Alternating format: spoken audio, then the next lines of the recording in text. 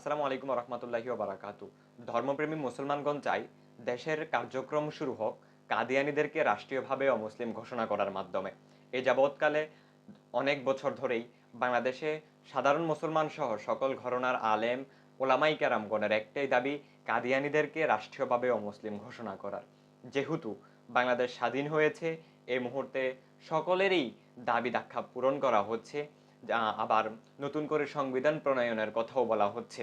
সেহেতু এখনই মুহূর্ত, এখনই উপযুক্ত টাইম কাদিয়ানীদেরকে রাষ্ট্রীয়ভাবে অমুসলিম ঘোষণা করার জন্য।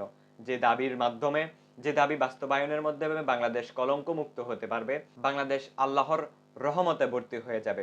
আমরা যদি এ বিষয়ে দেখি, বাংলাদেশে কাদিয়ানীদেরকে রাষ্ট্রীয়ভাবে ঘোষণা করার জন্য কোন কোন দল কিংবা কারা কারা চায়, সেটা দেখলে দেখা যাবে যে এমন কোনো দল নেই, এমন কোনো মানুষ নেই, এমন কোনো ইমানদার নাই যে নিজেকে মুমিন দাবি করে, ইমানদার দাবি করে, কিন্তু সে রাষ্ট্রীয়ভাবে কাদিয়ানীদেরকে অমুসলিম ঘোষণা করতে চায় না।